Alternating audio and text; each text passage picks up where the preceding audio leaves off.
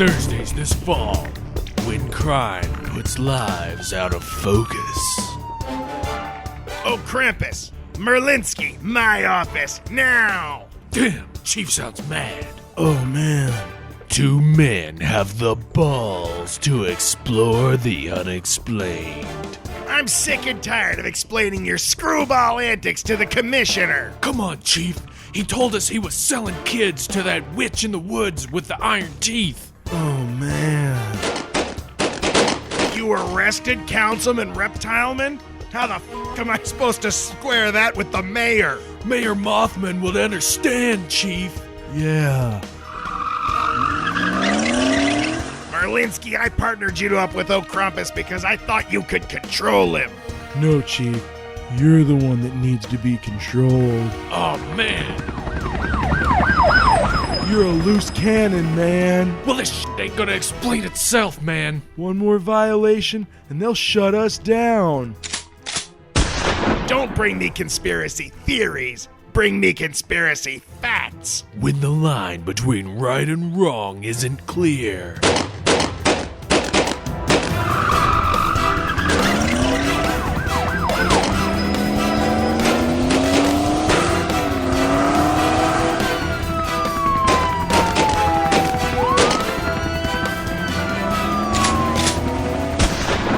Looks like it's gonna blow! Blurry Justice. This fall on UPN. I will dial in and watch that show. I will too. I'll buy a DVR and I'll record every episode, all three of them. And I'll make sure that all the networks know I watched it so that they can get more advertising dollars for that time slot. Hey everybody, I'm David Flora. I'm David Stecco. And welcome to Blurry Photos. The Nunchuck hardest sounds, hitting, nunchuck sounds. most handcuffy show on the air, on the iTunes. Hope you fuckers like training montages. We're gonna get better real quick. Oh yeah. Real quick. Also, we'll be enhancing things on computers like you can't believe. But no sunglass pun jokes. No. We're above that. Way above that. Yeah. But we will be sliding across hoods of cars. That stays. Nothing but muscle cars. And large belt buckles. Like 82 Chrysler K cars. Oh, how are you? Are you well? Why won't you answer us? Hello? You know what? Fine. We're just going to do the podcast anyway. You don't want to give us the silent treatment? Fine. Why did this turn into an angry stand-up routine? Yeah, no You just sitting there judging us. Shoot. Flora, how you been? Been okay. Busy. Yeah. Because just moved into the new digs. And That's still right. Putting that monstrosity together. That's a so lot to much do. shit, man. Where does all this come from? From you. I guess. And from Ren fairs. I'm a horrible collector. And by horrible, I mean awesome. I collect everything. I'm fully legit. Yeah, we had some time there the past couple of weeks where we've been catching up with life or vice versa, but we try to keep keep back at it. Yeah, we try to keep our vacations brief. And I just walked to your place tonight. Oh, what? From my new Now there's your new world order right there. That's how it works. Yeah, I no longer have to commute like a mofo. So that's been nice. That is awesome. I'm excited about that. I like that now we're neighbies. Welcome to my wonderful hood.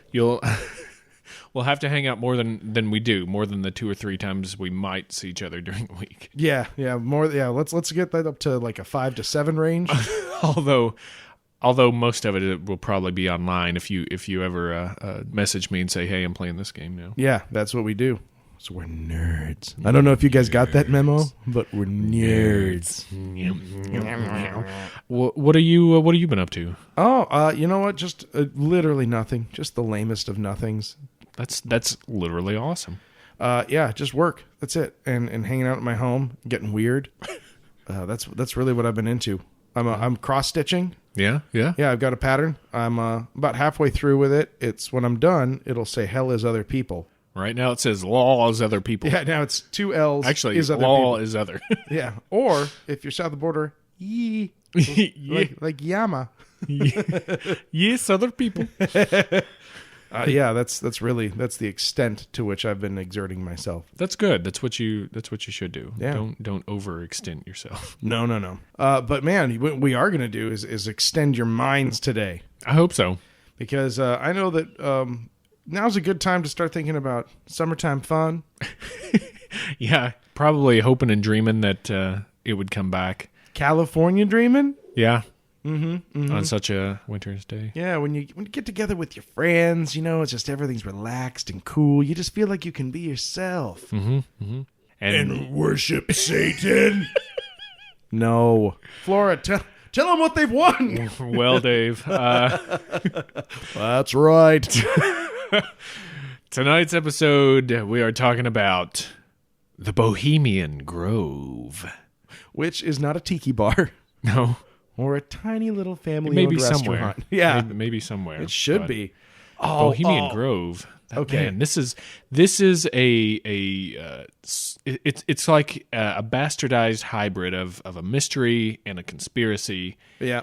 And some reality in there. It's an It's- ugly child. Yeah, I've got a really good theory about how those three stitch together in this, but that would fall at this point in time under spoilers, and I just won't do that. Don't do it. Yeah. I won't do it. Don't do it. They're robots. Shit.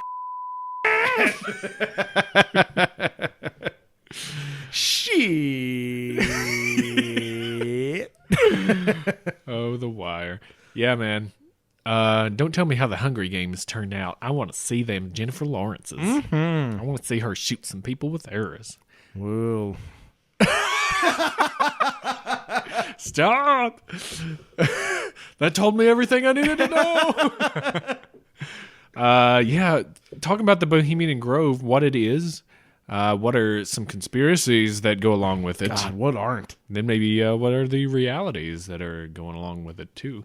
Really interesting. It's something that is oddly known and yet unknown. Yeah, it's something that everyone, especially regionally in this part of California, is aware of. But I mean, I personally think that the obsession is about the high secrecy. So let's kick this off. Yeah. This is a rich white man's club. Basically, yeah. And if that's not enough for you to hate it, it started back in 1872 with a group of journalists in San Francisco that decided society was becoming a bit too lowbrow for their tastes, a bit too lowfalutin, Yeah, if you will. there was a real dearth of American unter societies. So a couple of rich guys got together and decided, what can we do? Well, actually, the dudes that got together weren't that well off. They were some working stiffs at the San Francisco Chronicle, and they longed for culture and for the arts, and So two journalists. and so they What you're smelling right now is irony. the reason they longed for this, you think San Francisco, I mean, San Francisco today is a pretty good place for the arts. Back then, they just had the gold rush. They just had the old 49ers come through and kind of wipe a lot of stuff out and bring in a huge influx of, Twanging music. yeah, Yeah, That's a nice way to bad put it. hygiene, twanging sounds. yes. A lot of people, a lot of Americans from other parts of America Yep. at the time came in there, and they were seeking their fortune and stuff. Well, what they didn't bring with them was a lot of intelligence. Right. And these are, Unfortunately. you think about the people who, on their wits alone and abilities, can make it from one side of the United States to the other, trapping, trading, learning what they can along the way. These are rough cats. These are people who have, They got the street smarts. and they burnt the books so they didn't freeze to death. Well, yeah. Some of them burnt the books because they didn't like them learnings. But That's right.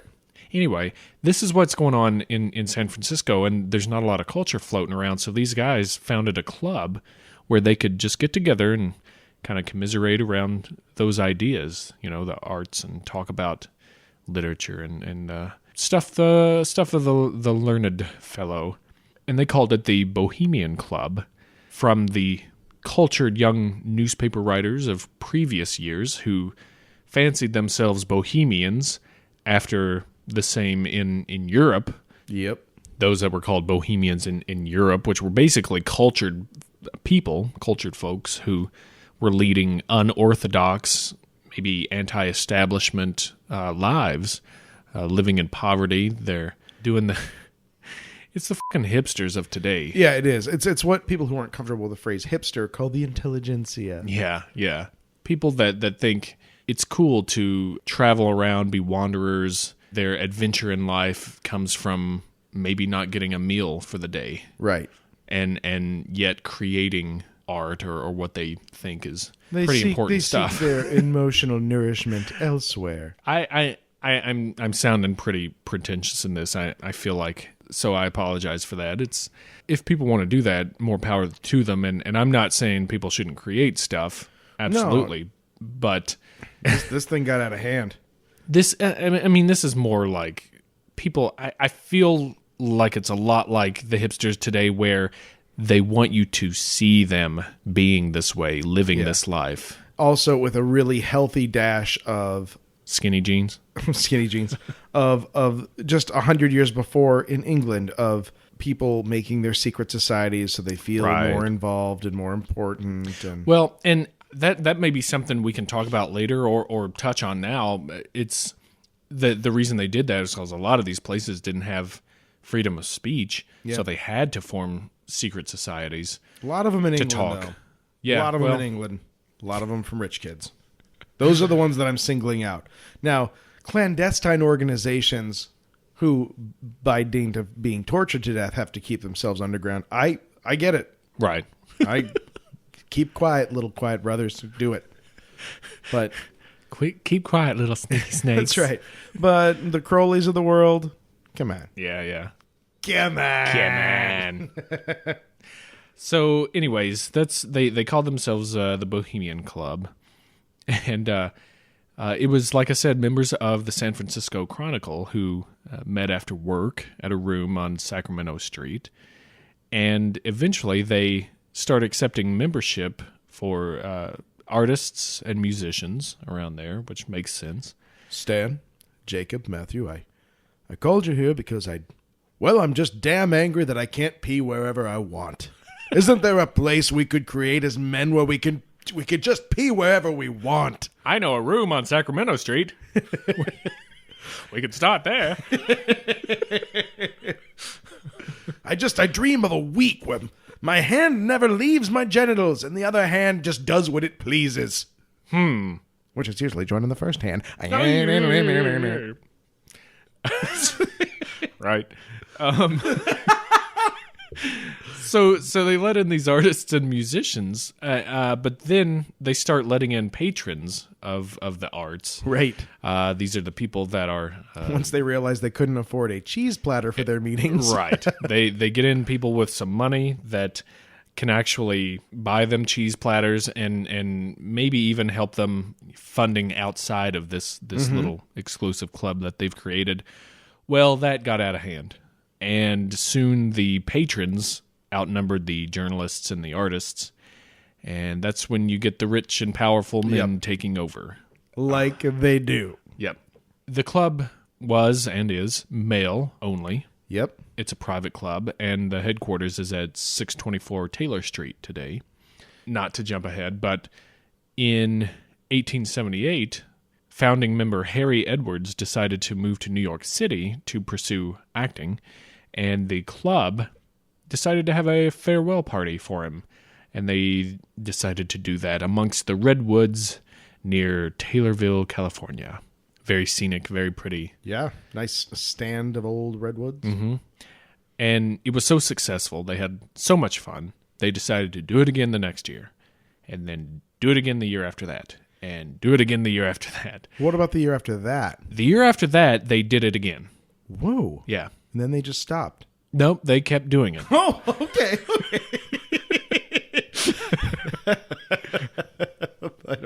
I shouldn't have enjoyed that as much as I did. 10 years after that, they did it again. Various spots around Marin and Sonoma counties in California along the Russian River were used, and that's Russian as in Das Vidanya, not Like, oh, I'm getting there quick, river. Yeah. When I heard some of the things about this, I was like, the Rushing River? That's a lame name. Yeah. So then I read it, and I was like, oh, Russian River. That's a lame name. So When I dug deeper, yeah. yeah, I was right. Eventually, the land surrounding the original spot that they held the festivities was purchased, and a main campground was established within the community of Monte Rio in California. Consisting of 160 acres of redwoods, it was named Bohemian Grove. Yep. Today, membership lists of the club read like a who's who of the rich and powerful, including U.S. presidents, military contractors, banking elites, university executives, oil giants, A couple of celebrities. fat cats. Big wigs. Carpetbaggers. And they've got over 2,000 members today. That's a lot. It's quite a bit, more than you'd think. I believe from when it started with a few journalists. And you're not invited. Well, today they ban journalists. Yep. Because they want to keep it as private as they can. Not to say they want to keep it secret, they just want to keep it private. Each year for 2 weeks in July, members meet to let loose and not discuss business. Mm-hmm. In fact, the club motto is "Weaving spiders come not here." Yeah. No planning. No planning. They don't want to talk shop. They want to get naked and swim And pee everywhere. and pee. I'm not. This came up over and over that like one of the biggest, most important things that they're like, you want to pee? You can pee wherever you want, dude. Pee everywhere. Yeah. I mean, it's I guess a convenience, but it's not like I sit day by day at my desk at work going, God, if only I could pee anywhere. I don't want to live in this damn toilet run world. How are you even trying to be in their shoes, though? I know. You have not the power and the money that they have. That's true. How do you know? But I figure if you've got that much power and money, can't you just pee wherever you want anyway? Obviously, the answer is yes, but But it's not. when as, do you get a chance to it's pee not on a as redwood? Good. That's true. It's not as good. Redwoods are in one place, dude. They've created the ultimate executive bathroom.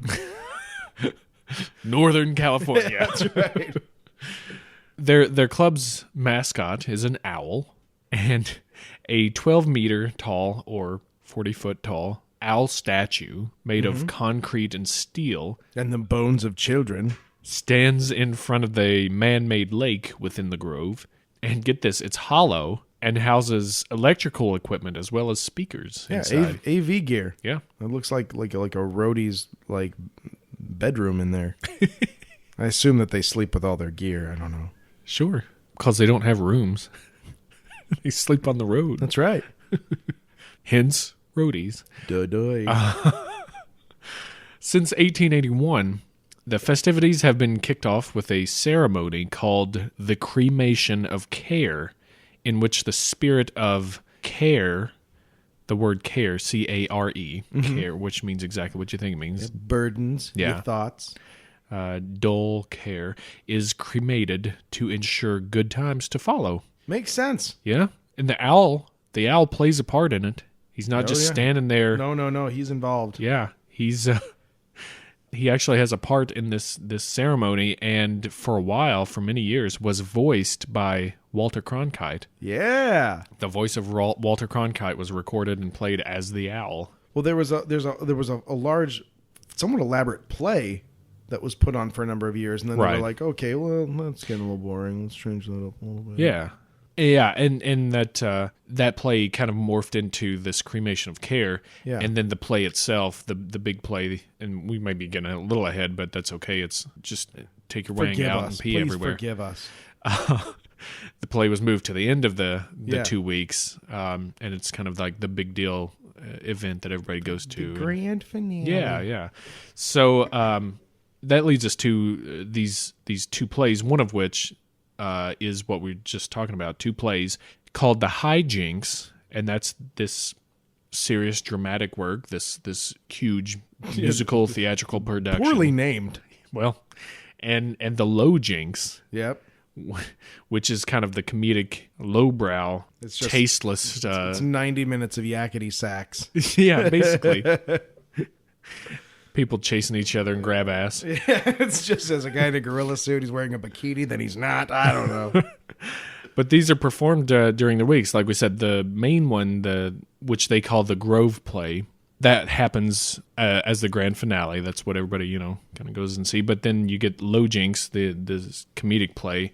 And I was kind of confused whether it was just one Low Jink or Yeah, there was a lot or of if it was a couple, throughout the weeks. I don't know what the jink count was. Yeah. I feel like it was maybe one, but I could be wrong. Yeah. So a Low Jink. And this is where you get kind of the real tasteless humor stuff that I'd enjoy. civilized society might call racist Yeah. or sexist. Then things I would not enjoy because I'm against both of those things. There you go. But because it's men only, and you're going to need, women to be in your plays, the men would dress in drag. So Got to do what you got to do. Shakespeare rules. exactly. So that's a real brief overview of what you get with the old Bohemian Grove retreat going on 2 weeks every summer. And everyone there are speeches by people. Yeah. I mean, it's like a rich guy's TED Talks kind of thing. Like people will show up and they'll talk on a subject, and guys can go. Yeah, exactly. So if we go ahead and just fuck the ado, let's get into the conspiracies of what's going on with this place. Because right now it sounds just kind of like a boring old country club, right? Oh yeah, this is the most country of clubs, and they no longer discriminate racially. So I don't know the most. I guess a high five for that, you bastards. Right.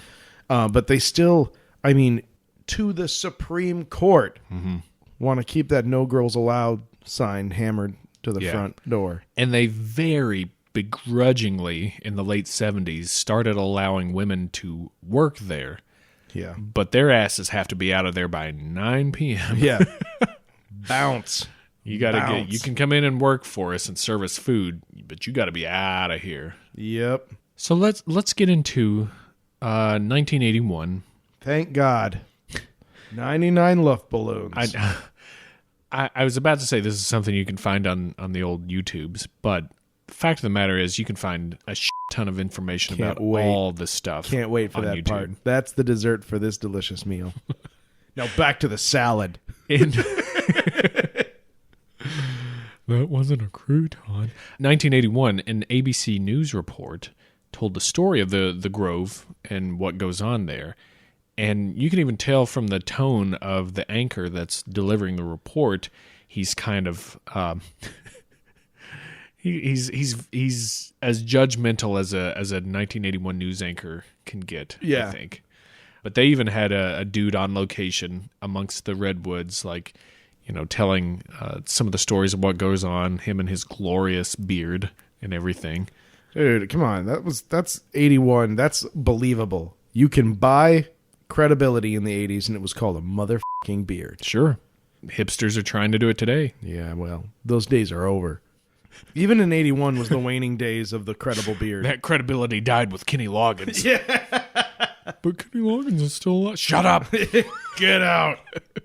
Before they replaced Kenny Rogers with a robot. Back when his beard was luxurious and giant. I mean, you can only turn a spit for so long. He's disfigured in a roaster injury. He's forever haunted by 11 herbs and spices. What if he's like the new RoboCop, but it's just for chicken? What? When he RoboCock. When he goes to, well, that movie's been made. And it has Not nothing, with Kenny Rogers. has nothing to do with the poultry industry whatsoever. Dead or alive, you're coming with me. Yeah! Oh, man! Oh, there's nothing better than not having to change a word. That is great. Oh, That was great. I'm really pleased with myself on that one. shoo. What's the machine's name? Rob 209. Oh yeah, Was it was it Ed Rob? Ed 209. Ed 209. Rob's the Nintendo robot. That's a whole different movie. Yeah. All right. Oh man, we're sinking to their level, Dave. I like sinking. So this story was out there in '81. People were already talking about it. I guess it didn't get much ripples in the old pond, No, or maybe it did. I don't know. there was no internet. No one cared then. I guess so, yeah. But there was a writer in 1989 from Spy magazine named Philip Weiss, who was able to blend in and pose as a guest at the retreat that year and reported what he experienced, including these rich old men drinking and pissing where they pleased. Yeah, I mean that just gets mentioned so many times, and I don't know why it's such a big deal. But it is the peeing thing. That left an impression on him for sure. It's left an impression. Everyone who goes in there and comes back out, they will always mention the pissing. Yeah. So okay, way to go, dudes. But a lot of information that we get comes from Philip Weiss's infiltration. I mean, he blended in there for a good week, I think. Yeah, he was able to get really see the most of it, and it just seems like it's a rich dudes club. You know, they're thumbing their nose at the society. They can pee wherever they want, which is at the top of their wish list. They just drink. They smoke cigars. There's cigar Yeah. butts everywhere, even though the Forest Service says you shouldn't. Whoa, look at me. They made an entire fake street just so they could jaywalk. Yeah, I don't know. It's summer camp for adults. It seems, and even Weiss kind of mentioned this. It's kind of juvenile. Yeah, kind of juvenile. A lot of regression going on. Yeah, it's kind of like a frat party in the woods. Yeah, for guys. Then we get to the year 2000, and we've somehow gone back in time, even though the calendar has moved forward by about 400 years. This is when you get the radio host / conspiracy theorist / completely credible member of the hallowed halls of journalism and excellence. / shill / dickweed / animal face. We're talking about the one, the only Alex Jones. Oh, God. And a cameraman. They snuck into the Grove and secretly filmed the cremation of Care. Yeah, they saw it. They witnessed the little theatrical spectacle. And then he goes on to make a documentary called Dark Secrets Inside the Bohemian Grove, in which he claims the following: that what he witnessed was an ancient Canaanite, Luciferian, Babylon mystery religion ceremony, and claimed the owl was the ancient Phoenician or Canaanite god Moloch. He also claims that the government, the American government, is obsessed with the occult, and the ceremonies at the Grove had roots in Babylon and were called Druid rituals by the members. He said there was mock human sacrifice happening, and that the Manhattan Project was planned and instituted and run from there. Now, before he went on his grand infiltration, before he was able to actually film the cremation of Care ceremony, he had a lot. I mean, he already had quite a grudge against this thing. He already had a lot of theories. He had some photos in which he said that the cremation of Care was a live human sacrifice. He had some photos that he even had doctors look at, and they said that could be a person. Yeah, that anatomy is consistent with the anatomy of a child. Yeah. Oh, the size. Look at the size of the cranium. See, what you do is use words like cranium, so then you sound like you've actually read a book sometime in your life. And then he flips. He goes. He films the entire thing, and he's like, now you're going to hear a lot of rumor about human sacrifice, and we did not witness any of that. It still could be happening, but we witnessed none of it. Oh God, this guy. So what happened was people picked this up and ran with it, because he's, to me, Alex Jones is kind of like the Cancer? He's kind of like Sports? the conspiracy theorists' Rush Limbaugh. Yeah, but also Rush Limbaugh. He's like the spawn of two horrible ideas.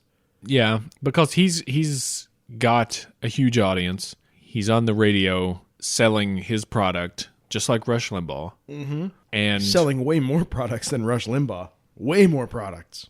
And he's bringing his ideas and his preconceived notions, quite frankly, to a lot of people. Yep. A lot of people took it very seriously. And this is where you start getting a lot of websites with black backgrounds and white letters that spring up. There's nothing that David Flora hates more in this world than a black background with white letters website. I mean, it just derails my research, man. I got to take like 10, 15 minutes for my eyes to refocus. I would love to just have like a microphone so I could just hear click, click. No. Damn it. Come on. Stupid GeoCities. Angel Fire. Angel Fire. Yeah, so a lot of theories started springing up around this, and were born by this. Some of the choice ones are that the nation's leaders and most powerful men worship Satan. Mm-hmm. That promiscuity and homosexuality are rampant. Oh yeah, he's got his shitty diatribes are just sprinkled with homophobic slurs and references to that. Mm-hmm. And that it's all nothing but pure wickedness that goes on at the old Grove. Just such a wretched bastard. I don't want to get mired down in Alex Jones just yet. I feel like we can get mired in that later. So let's just keep going with what he saw, because unfortunately, he is a big source of information on this. Information is in air quotes, and you have to look at it for yourself. But moving on. Yeah, if you want to watch his documentary, it's easily accessible online. Yeah. It's, you know what I'd say? It's worth watching, maybe with the sound turned off. You know, like you can see the footage of it. You can hear the soundtrack of what's happening. Like you see the cremation. I keep wanting to say crucifixion. The cremation of care ceremony. You know it, and just tune out his audio track on it. But it is footage of inside Bohemian Grove. That is legitimate and genuine. He did get in there. He did shoot a lot of things. He got video of a lot of things they did not want him to. Sure. So, you know, that's not nothing. That's a thing. I watched some of the video, but I mostly read a lot of the transcript of the video as opposed to listening to his voice. I do not blame you. It is. But anyway, let me move on. We'll come back to Mr. Jones here. In January 2002, as a direct result of Alex Jones's documentary, a man named Richard McCaslin snuck into the Grove armed with a semi-automatic rifle, shotgun, a rifle/shotgun. It's a hybrid. Yep. It was business on both ends. A .45 caliber handgun, a crossbow, a 2-foot sword, a knife, and a handmade bomb launcher. I imagine they heard him coming, because that's a lot of gear to strap to you. He wore a skull mask and a jumpsuit on which was written Phantom Patriot. He made a superhero of himself. Yes, he did. And they did not hear him coming because no one was fucking there. It was January. If a guy hates a tree in the woods and no one is there to hear it. It was nobody's there. So he sees that nobody's there. He gets in, he makes it in and everything and decides to just, all right, I'll spend the night in a cabin then. He sleeps in one of the cabins. And then the next day he's like, well, I got to do something. So he tries setting fire to a couple of the buildings, very poorly made fires. The sprinkler systems immediately put them out and alert authorities that something's going on. And they come and he's actually arrested. Oh, he's still there when this happens. He's still there and peacefully surrenders, thankfully, and gets arrested, put in jail. He's paroled in 2008. Fellow lawmen, I have no quarrel with you. I place myself under your care. I, too, serve justice. Yeah. You may call on me in your darkest hour. I'll be at my mom's house. Don't call after 8. She gets very mad. He's not the hero the Grove wanted. So, he gets out in 2008. Apparently now, believes that President Obama is a reptoid. Well, duh. We've seen video of it, dude. What do you mean, apparently? Maybe he made the video. Wait a minute. This is a thing that we instituted over a year ago for just this just in case of this happens. Flora, I need to make sure you haven't been replaced. Oh. What's the passcode? Tates. Oh, man. I will now replace the shotgun I have strapped to the underside of my desk to the place it was. Tombstone style. Yeah, exactly. That was close. Oh, okay. So President Reptoid. Yeah. And now also apparently he is now a real life superhero called Thought Crime. I'll tell you straight up, there's a Richard McCaslin page on Wikipedia, and that's where I read this. There's no real citation to it, but if that's true, it's amazing. It's the most amazing. Okay, because that is, I saw the McCaslin, I did not know about Thought Crime. So it is real. Yeah, I just did me one of them quick Google searches, Mm-hmm. and it turns out, first of all, there's an entire blog called Heroes in the Night on Blogspot that is just an aggregation of people being real life superheroes. And so these days, Mr. McCaslin is going by the name Thought Crime. He has, in days of yore, gone by the name The Lynx, Crackdown, obviously the Phantom Patriot. These days, he's Thought Crime. Rick, I think you should have stuck with Phantom Patriot. I think that's the best of the list there. Oh, dude, are you kidding? The Thought Crime outfit is this guy is like built a pretty solid outfit. I mean, he's got some stripy pants, a freedom belt. He's got a little insignia. Look at that. That's pretty legit. The smiley face with the crosshairs on the forehead is nice. I can't get behind the Hamburglar pants though. Well, the goggles do seem a bit. I'm fine with the goggles. I feel like it's like just the Hamburglar pants. I think he's. I mean, what was he? Is he rabble hate? Yeah. Is he rabble the? Now, the photo that's taken is him in front of Caesar's Palace. So I don't know if this particular quote unquote crime. He's from Nevada. Okay, so he works Vegas. Vegas is his beat. I guess so. Well, I mean, how do you think when he propositions a prostitute? Do you think he does it as Thought Crime? I think he does it like rabble. Rabble. Look him up. It's worth it. This is such a sweet bonus to this episode that we found ourselves a day-to-day superhero. I imagine that he gets up in the morning, he does 200 push-ups and 200 sit-ups, and he eats his protein gruel. Yeah.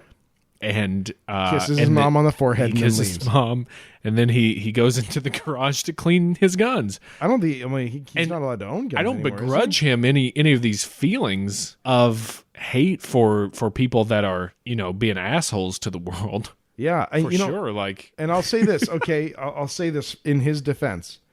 He seems to have maybe moderated his approach to righting the wrongs that he sees in the world, and his official quote is, "It's a sad day in America when someone has to resort to gaudy street theater to get the truth out to the masses, but you have left me no choice." So, I mean... well, at least he knows what he's doing. Right, Yeah. exactly. That's a cognizance I would not have expected. And it's a cognizance that it's a cognizance that the Phantom Patriot was sadly missing.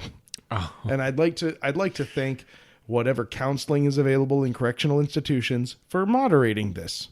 Well done, you guys. I don't think you get high fives enough for that. Hopefully he built a small army while in prison that will come to his aid when needed. Thought bots to me. He calls them his neurons. Neurons fire. Oh, look at him go. I want to, next time I go to Vegas, I'm going to wait till I'm good and drunk, but then I'm going to look for him.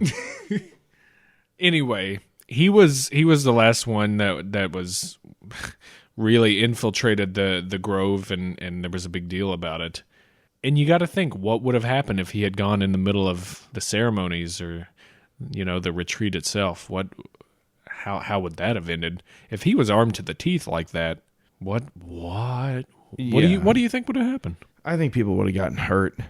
And I'm glad that he didn't. I'm glad that he went when there was nobody there. Honestly, the reason he got as far as he did is because no one was there. Because most of the people, I don't think the Grove itself has really any security to speak of. But they definitely have people to keep out journalists. But the people who go there?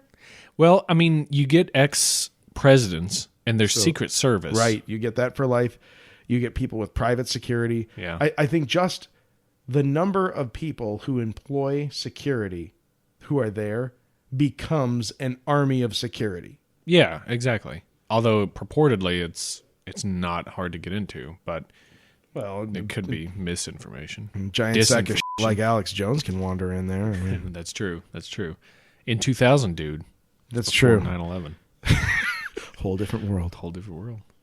Let's talk about some of the realities going on with this stuff. How about that? Yeah. And then we'll just bitch. We'll just bitch for a while. Bitch. It's for the rich and powerful. Yeah. That's true. That's very true. Yep. No denying it. Here's some of the people that have been members. Richard Nixon, Ronald Reagan, the Rockefellers. Wait, did you just say Robert Reagan?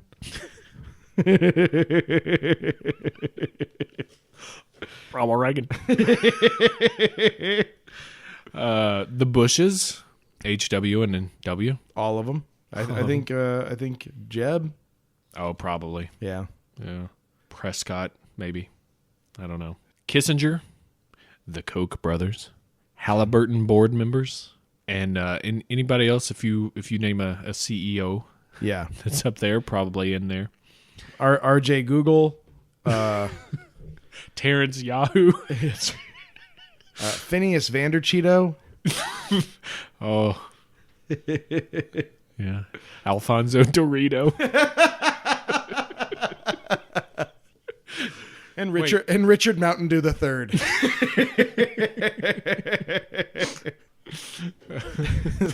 The Vander Cheetos have been long-standing members. So yeah, I mean, if you are they huge important people? Yes, absolutely. Important. Huge. Yeah. Yeah. Important. Come on. Very important. These people, Important to them fucking selves. and to the thousands upon thousands of people they employ, and to the the money that they move around in the economy. I mean, you don't have to like them, but they're certainly significant. Let's talk to Edward Wind Turbine. Let's get him in the Bohemian Grove.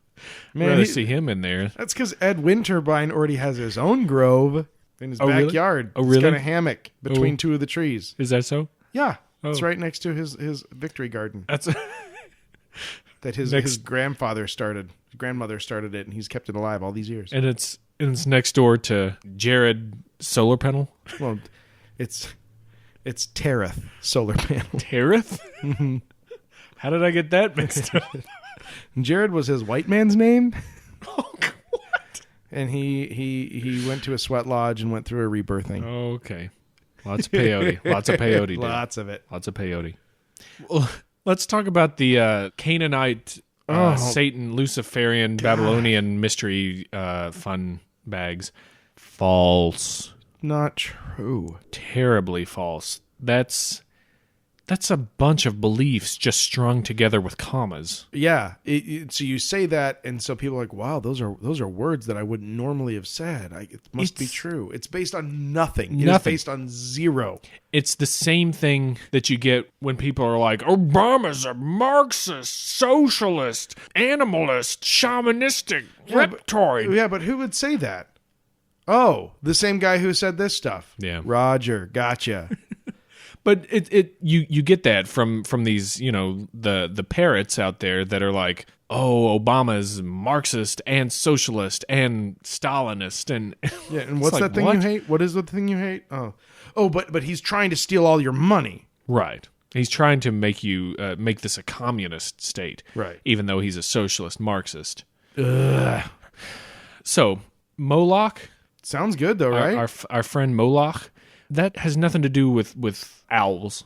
Moloch was mostly portrayed as a human figure with a bull head, some kind of bull-headed figure, maybe a falcon if you really dig and press about it, but Which you have to, because, you know. the owl, all signs point to the owl standing for knowledge, which comes Yeah. from Athena, Yeah, or wisdom ancient and- Greek. Yeah, exactly. Wisdom for that. It's it doesn't have to be this Canaanite deity that is drudged up because the land of Canaan is in the Bible. Right.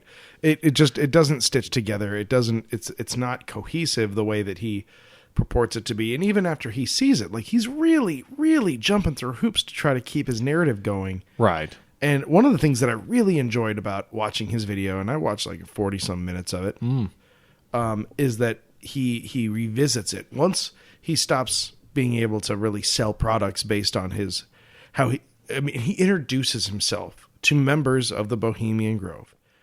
I'm Alex Jones. I'm the one who blew the lid off your little club. Like, I was alive when this happened, and I don't even remember hearing about it. Well, yeah. He blew the lid off nothing. But then he goes back 5 years later, and there's, protests outside. There's a bunch of people who don't like what's going on in there, and their reasons are very, very vague. The people who protest it, they don't like that it's sexist. There's a lot of protest signs, and I get that. That's true. Sure. They were sexist. They were violating laws about hiring. But mostly they do believe, the people who are protesting it for the most part, believe that there are dark, magical ceremonies occurring inside there. And satanic. Yeah. A lot of it is based heavily on Christianity. And so these people will come and they will cast counter spells. The protesters will work white magic against it. And one of the things that I really enjoyed is that Alex Jones is kind of walking among them and filming what they're doing. You see, now you're not just getting Western witchcraft involved here. Look, well, we got something from Santeria here. That's from the Caribbean. That's from voodoo. Which I'm sorry to show a map or globe to you, but I'm quite certain that counts as Western. What I liked about that is that he found himself not being liked by either the people in the Bohemian Grove or the people protesting the Bohemian Grove. They all found him equally distasteful, which just further proves that he's on the right track. Right. Of course. Right. So what does he do? He makes a second documentary Absolutely. about that. Yeah, he makes a documentary about the documentary he made. So the cremation of care, I mean, what it boils down to is just this silly ceremony that they do. Mm-hmm. Lots of pomp, lots of there's like show lights, there's like, AV equipment, there's a guy running a Pyrotechnics. board. Yeah. I mean, and if you take it out of context and look at it and say, oh, there's dudes in robes and they light a coffin on fire. Yeah, anybody will be like, well, that's weird. But then if you look at it on the whole, and there's the whole script of it online that you can read, which is pretty silly. It's still pretty damn stupid. Right. It's just people trying to manufacture a ceremony. And so it's steeped in pomp and weird word usage to make it, it's like a document dunked in tea, so it looks old and weathered. Yeah. Like, oh, we've been doing this for thousands of years. Right. Boogity. So boogity. Let's go on to the next part. The homosexuality. Oh yeah. All that gay stuff. Sort of true. Yeah. Sort of true. You get former workers who have come out of there and said that there are prostitutes that aren't in the camp. They might go off camp to visit some prostitutes. Whore Island. Which should surprise no one. Oh, rich dudes on vacation? Hookers, huh? Yeah. But there is apparently some male-on-male action going on. Just, it's not everybody doing it. No, it's not an institutionalized thing, but I'd be really willing to bet that the percentage of gay activity at this camp runs really close to the percentage of gay men. I'd be willing to believe that it's right about the same average for I don't know, the planet. I mean, a lot of these people who rail against homosexuality and are completely homophobic acting are big ol' homosexuals themselves. Yeah. I mean, it comes out in every now and then, a politician who is a conservative white Christian. Yep. Suddenly he's been sneaking little boys into his room at night or something. That's like it's so. Well, I guess that'd be pedophile. It's so tragically common though that it's almost boring when it happens. Well, now. Yeah. It's tragic that that so many stories come out about the pedophiles and sexual abuse of minors and everything, which is important to point out that it is a very separate issue from just people being gay. You're not. Those are two entirely separate issues. Yeah. And one of them is not an issue. One of them is completely okay. And the funny thing is, it's the kids. I feel like right. No, it's not. Wrong. I feel like this homophobia that gets spread around with the conspiracy of the Grove, it's coming from a hateful and bigoted point of view that's cloaked in Christianity. Right, because the people who are selling products based on their coverage of this, Alex Jones, knows his audience, and he knows that his audience is narrow-minded and bigoted, and that is how he will further his goals. Still Christian. Yeah, he will further his goals by stitching that into the mix. Don't forget to throw that in. Right. Them gays is in there too. In fact, Richard Nixon is on tape, which was released to the Presidential Library not too long ago, as saying it's the f***iest damn thing you could ever imagine.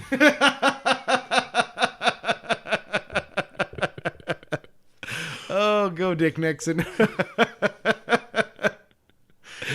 And talk about a homophobe. Right. And it's the funniest thing about that is you do hear that. Like, no one wants to really discuss the details of it. I think they've all made agreements that they won't. But people who are asked to give impressions of it, some of them are like, I don't really get into the whole thing of it. Some people really go wild with it. I don't know. It swim naked. Yeah. I don't. Lots of grab ass. Right. I just wore my clothes the whole time. I peed in bathrooms. It was a thing. But you can, and you hear that like they're the people who speak about it at all are usually like, it's not like this. It's not like a super terrifying secret society. It's just a bunch of guys acting like 14-year-olds, and sometimes it's embarrassing to watch. It's like I guess the word I'm looking for is chagrin. That's what I hear the most when you hear anyone really discuss it. I don't know that Nixon would have ever said chagrin about it. But he would call it the f***iest thing I've ever been to. Enemies list. Here I was, drinking my Bud Light, trying to enjoy the outdoors. I had to see some guy pee on a tree. Carter and Ford run by, tapping each other. So moving down the list of... how about the Manhattan Project plan and instigated from there? Partial points. Yeah, sort of true. Oppenheimer and others met at a place in the Grove to discuss the project once. Yeah, it was a one-time Johnny. But it wasn't during the retreat, during the annual events. It was afterwards. And any member of the Bohemian Grove can book the Bohemian Grove so long as there is not an official Bohemian Grove event going on. Right. It's open 49 weeks of the year. Yep. It's like the Y. You can get a room there. I would never get a room at the Y. But yeah. So while yes, and they even mentioned a lot, like the Bohemian Grove is very proud of that. They'll let people know that these things happen, but it's overblown its significance. It wasn't a meeting that did happen there, but that was it. It was one and done. I mean, apparently Alex Jones, went there and saw the baby, and the baby waved at him. Right, of course. I could still smell the plutonium in the air when I went. I blew the lid off of it.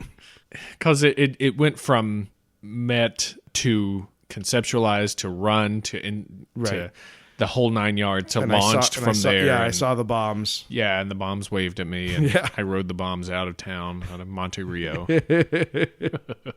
down the Russian River. All right, I got one more for you, one more biggie. Mm-hmm.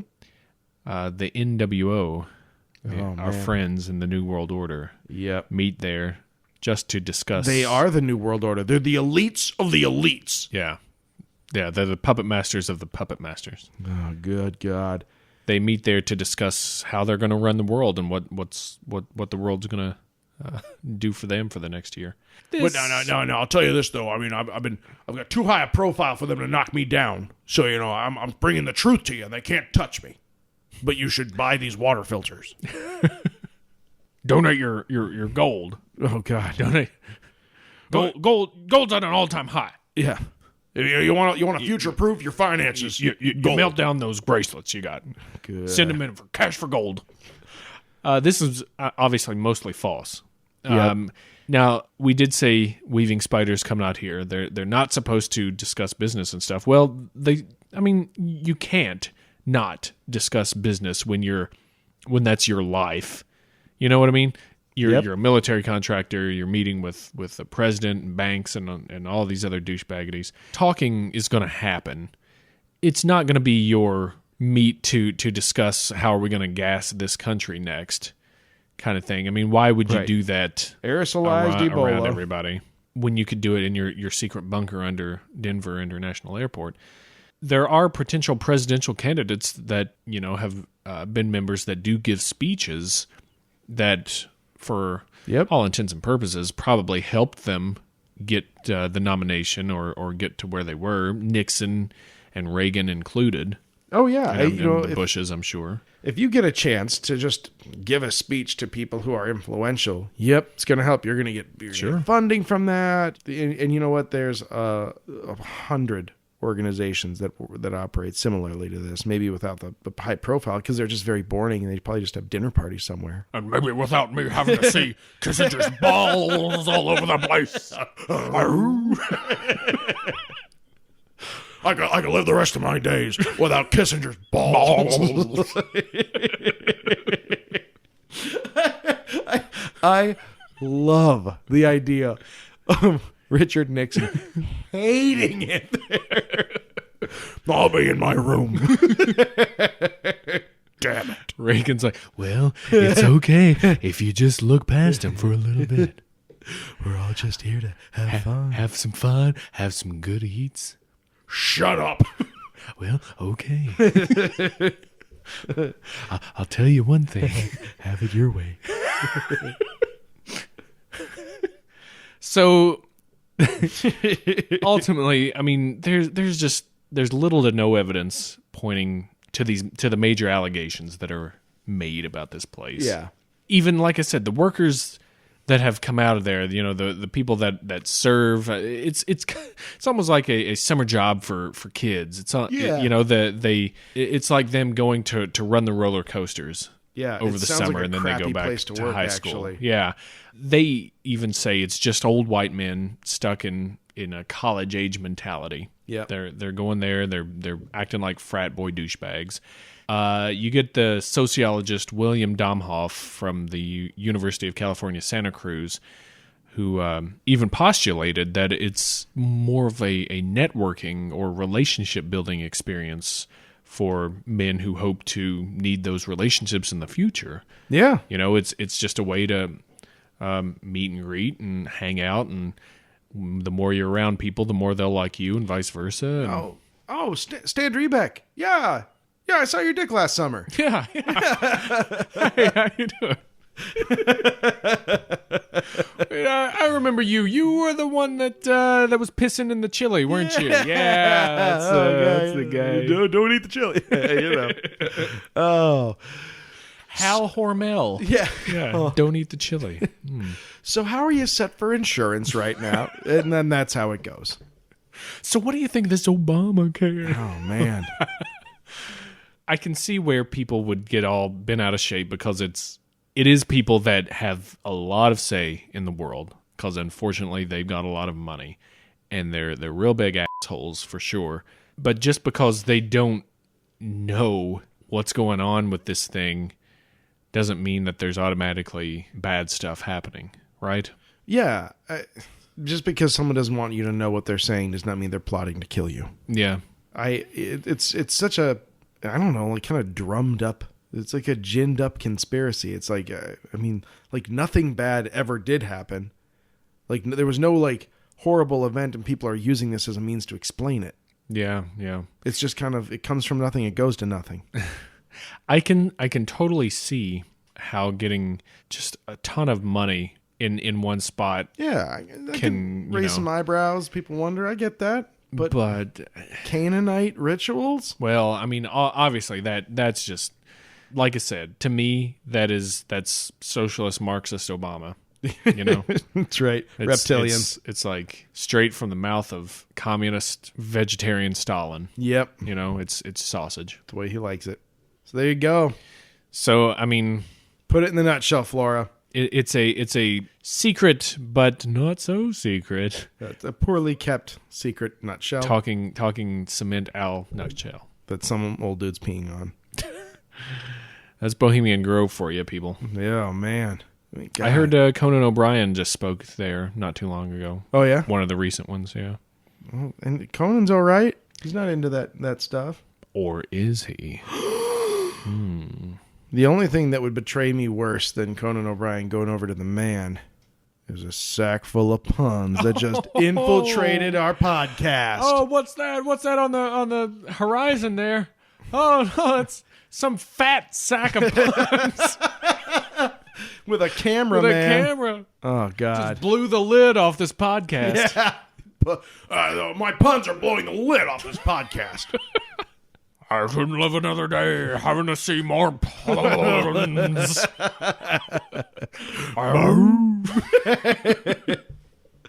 All right, Flora, why don't you kick it off? Kick it off. Well, I'll give these puns a chance. Do what I can. All right, I'll kick it off.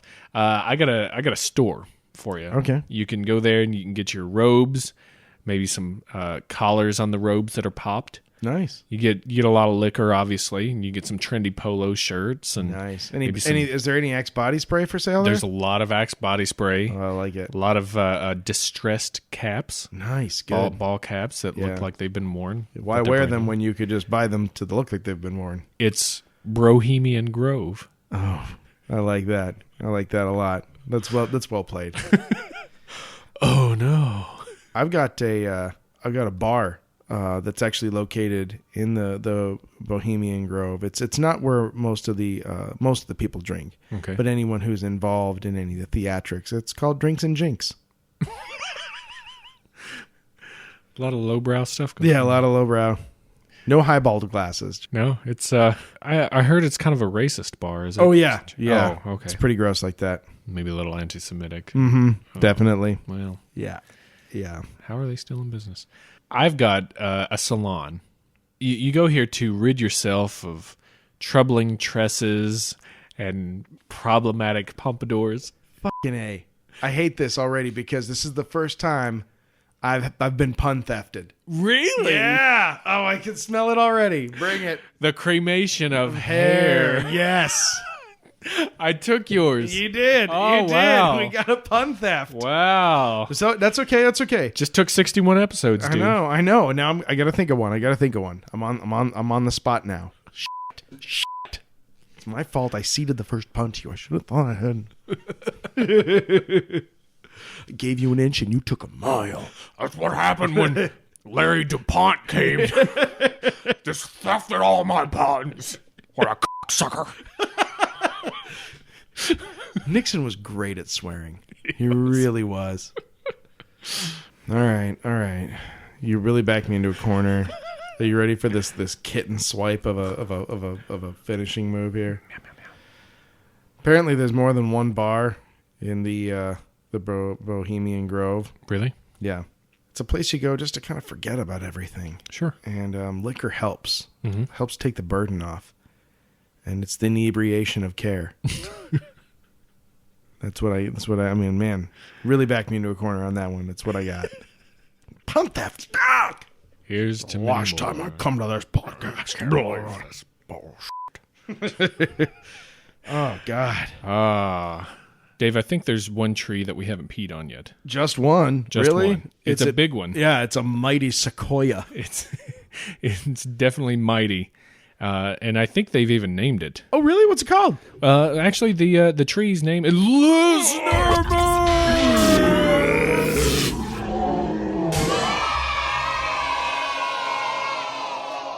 Children have never been happier to be pissed on. I think that they were particularly pleased this time. You know, to you guys, it might seem the same every time, but when you're as knowledgeable of these kids as we are, when you spend as much time with these children, you can really hear the nuances. Yeah, they'll tell you. Yeah, they like being but pissed on. But you have to know what to hear, what to listen for. We're going to start out here with the top of the tree, Greg Bach. Oh, Greg Bach. Thanks for writing in, buddy. Yeah. And if you're in the Chicago area, he's coming to town like Santa Claus. He's playing the 28th and 29th here in Chicago. Yeah, watch out. Yeah. He'll get you. He'll get you. Greg's got some puns for us. Oh, hit us with those puns. Everyone who's just like, I don't know if I'm going to go see him live in Chicago. Well, you're about to find out why. Yeah. You're about to find out why. You're getting hit with a... Bacchanalia? Yeah. He hits us with this one. There's a new French restaurant which specializes in frog legs called the Ribbit Box. Ribbit. Gross. French. Tastes like cat urine.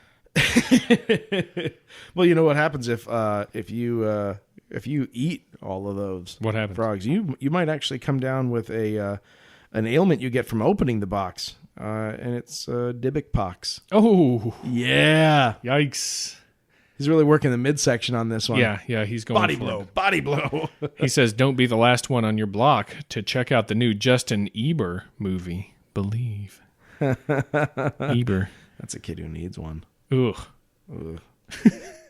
You know, little known fact about the second singer of Black Sabbath. This is, by the way, my favorite pun. Little known fact about the second singer of Black Sabbath. He studied osteopathic medicine. His name? Ronnie James, D.O. Yeah. Man, that was awesome. Awesome. I love that. Thanks for the puns, Greg. And he even hits us with a little interesting piece of... little nugget. Yeah, tidbit trivia. He says when we were talking about the hair they found in the Dybbuk box, in Victorian times, they had items called mourning jewelry, and that's mourning, which was a design that incorporated the hair of those who died. And apparently First Lady Harriet Lane, who was the niece of President James Buchanan, he says where we get the term First Lady from, had a necklace with the hair of 4 relatives and a brooch with another one. She liked to collect trophies of her kills. She was sick. Actually, Greg's got another pun for us. Oh, did he circle around? He came back and hit us with a double shot. Oh, that's classic Greg Bach. Classic Greg Bach. Greg hits us with this one. Pier 1 Imports started carrying a line of furniture with the sky-clad witch in mind. Sit back, worship the goddess in comfort in your very own Wicca chairs. Oh, God. There you go. Just rocking, wicking. He's putting that cherry on there. Great, thanks again, Greg. You old son of a bitch. You bastard. Our buddy Bob, Peyton Bob. Peyton Bob. The Pennsylvania Playboy. That's what I like calling him. The Scranton Rambler. Yeah. This was it, the Scourge of Scranton? Anyway, Bob. Rantin' and Scranton. Nice. You brought it home. Bob hits us with this, that maybe Grey Cat should open a school for puns because he's pretty impressed with the quality of puns that Grey Cat's spitting out, especially the Dybbuk locks. So, high five from one pun master to another. There you go. All the pun lords are getting real buddy-buddy. They're going to form an alliance and take us over. Get a room, you two. Thanks, Bob. You two are going to be dancing in Delaware. We got a question from Gerald. Hey, Gerald. Gerald says, when can I expect the Gobekli Pepe / Alistair Meowley t-shirt? I've dodged the Krampus this year. An excellent question. Excellent question. And way to dodge the old hairy goat himself. Although I don't know if you'll be able to dodge him for long. Hint, hint. Wink. Foreshadowing sound.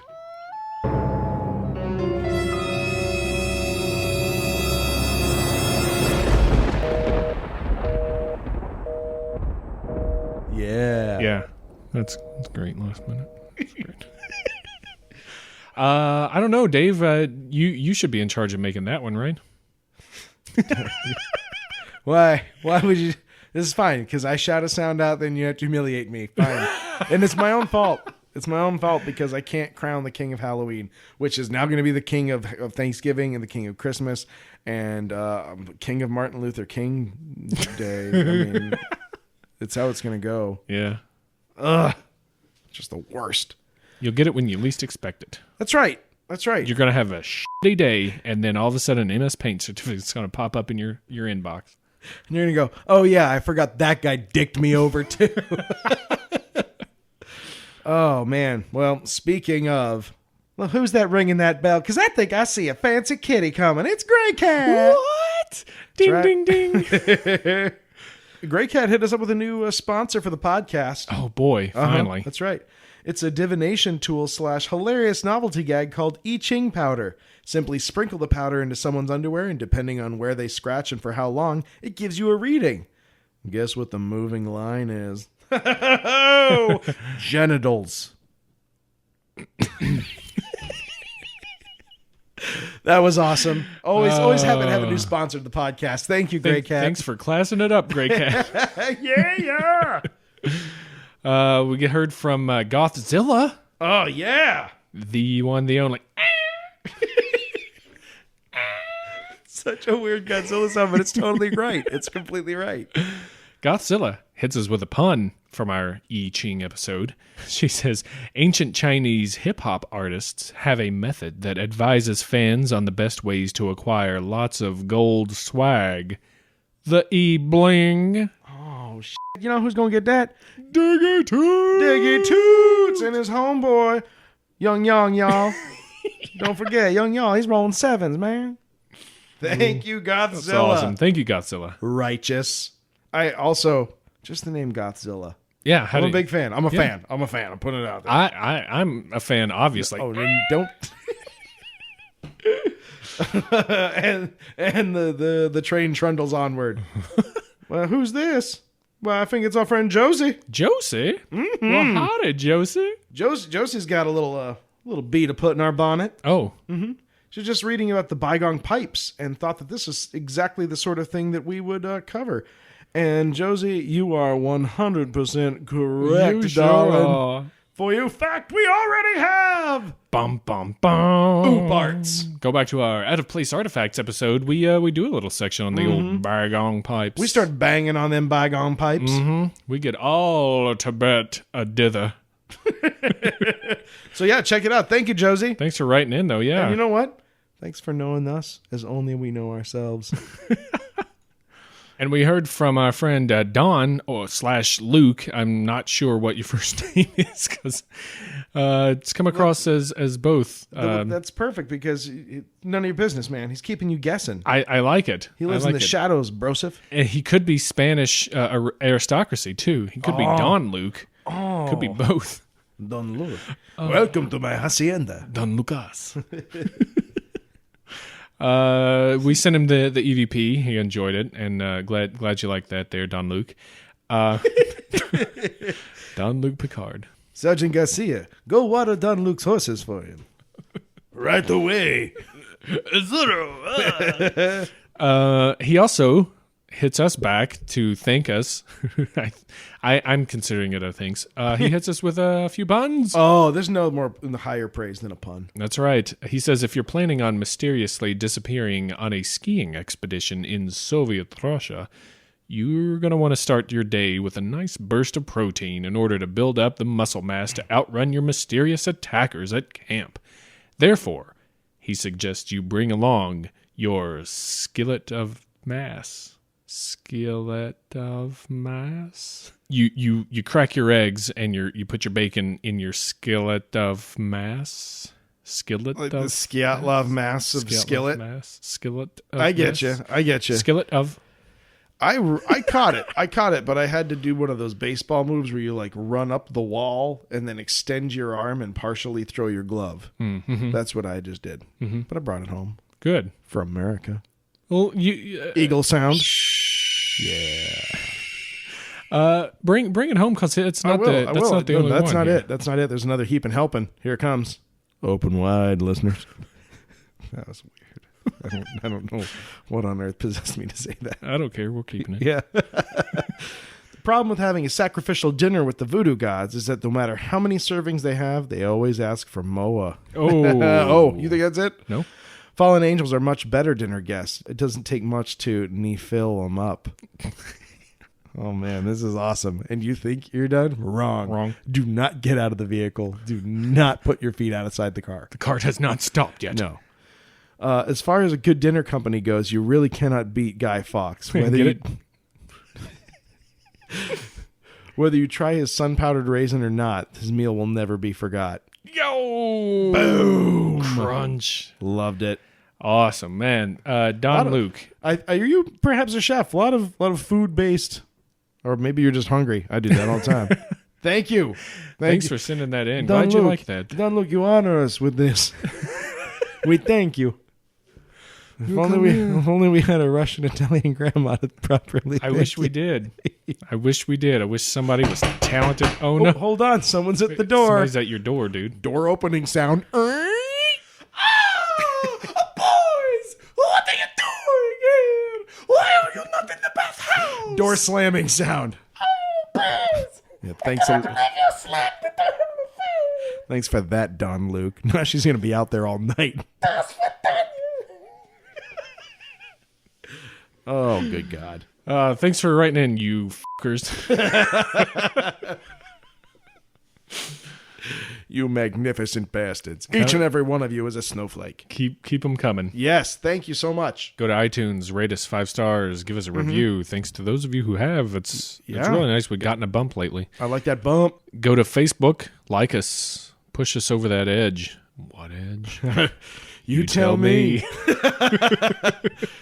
Stumble upon us. Yep. We got the Twitter. What's that sound like? Blurry_photos. We got the Facebook. What's that sound like? Blurry Photos Podcast. We got the website. What's that sound like? Blurryphotos.org. I got David Flora. What's that sound like? Hey. We are good at this. So do all those things. Thank you for liking us on the Facebook, and thank you for all of your support you ever received. I love getting mail, and I like getting likes. Yeah. I like liking. Not only does it make us feel good, it makes us look legitimate. Right. And I would rather look legitimate than be good. True. Yeah. Not me. Yeah. That'll do it for this episode of Blurry Photos. I am David W. Pringles III. And I'm David blowing the lid off this thing. Stecco. Bye.